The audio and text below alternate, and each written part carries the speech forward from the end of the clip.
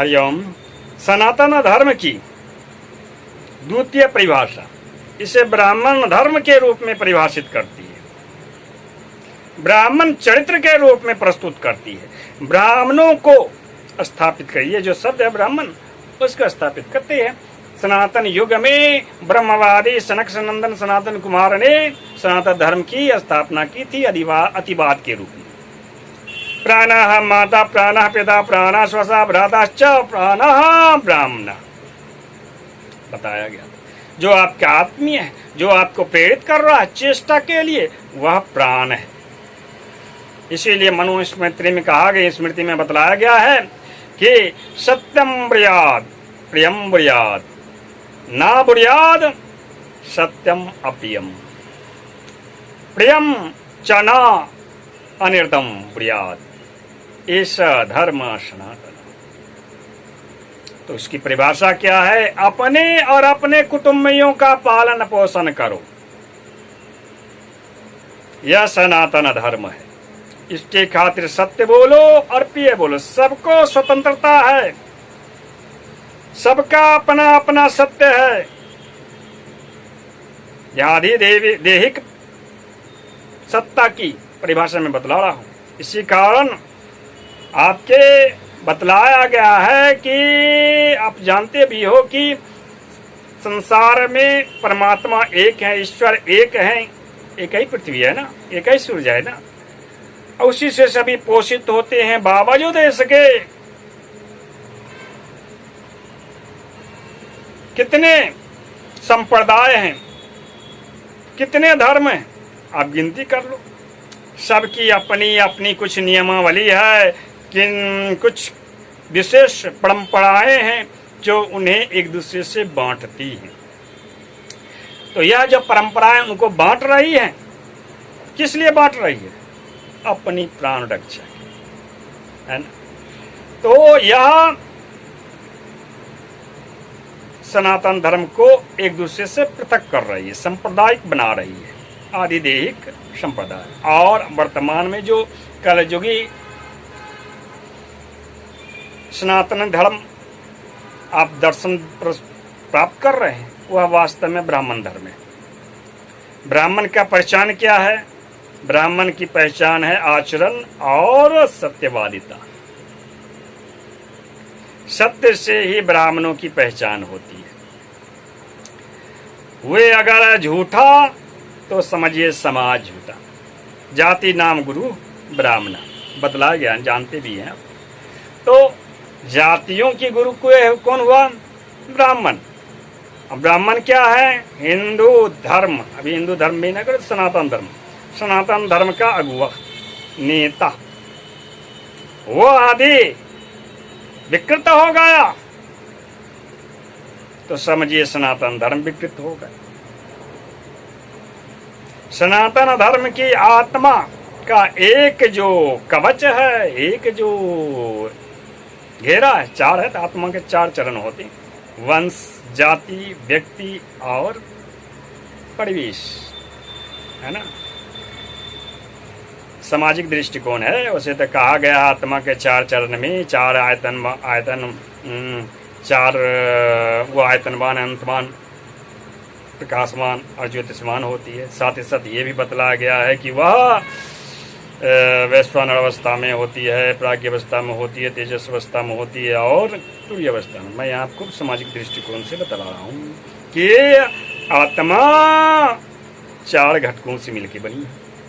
जैसे लड्डू की, बूंदी की लड्डू गणेश जी को पसंद है, स्वयं में आत्मा है वो गणेश जी। तो वह आधिदेहिक दृष्टिकोण से चार चीज को प्रस्तुत करती है। उसका अगुआ कौन है? उसका एक अंश है ब्राह्मण। जाति के कारण, जाति नाम गुरु ब्राह्मण, वह नेतृत्व करिए गुरुता को प्रस्तुत करता है ना, आदर्श को, गुरुता यानी आदर्श को प्रस्तुत करता है। जब सनातन धर्म आदर्श को प्रस्तुत करता है तो उसे हिंदुत्व कहते हैं। हिनोति च दवते च तथैव हितम इति हिंदू। हिंकार करते हैं यज्ञ से पहले ब्राह्मण, यज्ञ कार्य में सामगायन करने से पूर्व हिंकार एक चरण है, ब्राह्मण करते हैं। अभी नमाज जो पढ़ते हैं मुस्लिम इस्लाम वाले, ऊपर नवाब की मस्जिद के ऊपर चढ़ करके इनकार ही तो करते, उसी रूप में साम गायन करने वाले इनकार करते। तभी उसी शब्द से बना है हिंदू शब्द। हिनोति च दबति च तथे वेदम यदि हिंदू। तो प्रेरित करने की भावना ब्राह्मणों में रहती है, सबको उपदेश देने की भावना ब्राह्मणों में रहती है। तो उसी का यह परिभाषा है। वह परिभाषा कहती है कि सत्य अमर है, सत्य कभी छुपती नहीं और ब्राह्मणों का संस्कार उसी अनुरूप होती है। लेकिन बावजूद इसके इस कलयुग में, यदि कलयुग है, यदि आप मानते हो कलयुग है, विकृति चारों ओर तमोगुण है, तमोगुणी है, तो उसका कारण क्या हो सकता है? नेता ही तो कारण होता है समाज का उत्थान पतन का। तो इसी कारण से आपके पूरे संसार में अलग अलग धर्म हैं। ब्राह्मण तो वही हुए, आप पूरे समाज पूरे संसार में चले जाए, 4 प्रकार की आपको जातियां मिलेगी। कौन कौन सी जाति? संत की जाति होगी, वीर की जाति होगी, पशु भोगी की जाति होगी, और एक दास गुलाम की, जो हमेशा गुलाम रहता, कोई अधिकार नहीं रहता उसको। 4 प्रकार की जातियां मिलेगी, चाहे उसका नाम आप ब्राह्मण, शूद्र, क्षत्रिय या वैश्य कह दो, या मुस्लिम धर्म में चले जाओ तो मुल्ला मौलवी या फिर पठान वगैरह वगैरह कर लो। ईसाइयों में चल जाओ, अलग बौद्धों में चले जाओ, वहां पर भी वही 4 श्रेणी मिलेगी। तो इन्हीं 4 श्रेणियों में जातिगत कारणों से बटी हुई है, और सब जगह नेतृत्व वही ब्राह्मण ही कर रहा है, यानी पुजारी वर्ग ही कर रहा है। और सब ने अपने अपने धर्म को अलग अलग नाम दे रखा है, और इन धर्मों का नामकरण किस रूप में हुआ है? तो देव विशेष के रूप में, देव विशेष के चरित्र के रूप में हुआ है। जिस प्रकार के देवता को भजिएगा, आपके धर्म का नामकरण उसी अनुरूप होगा। मुसलमानों संबोधन ने संस्कृताचार्य से क्यों प्राप्त किया? इसलिए प्राप्त किया क्योंकि वे जब भारत पर आक्रमण किए, संस्कृति की भूमि, संस्कृत की भूमि भारत पर जब उन्होंने आक्रमण किया, तो उन्होंने हथियारों के साथ धर्म का बलात् परिवर्तन किया। मुसलमान हथियारों के साथ आया था।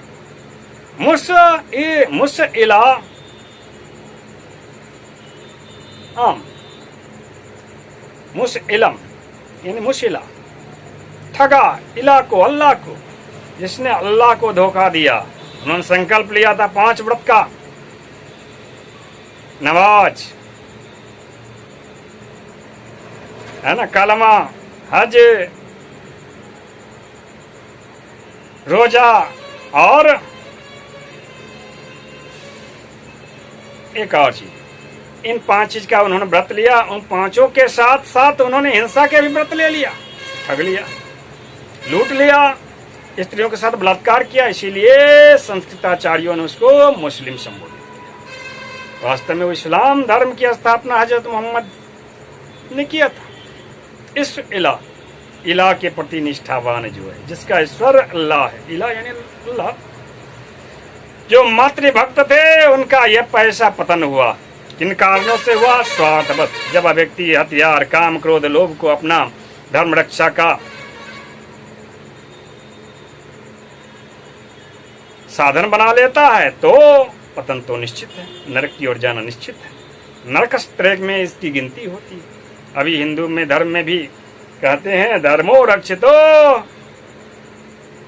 रक्षति,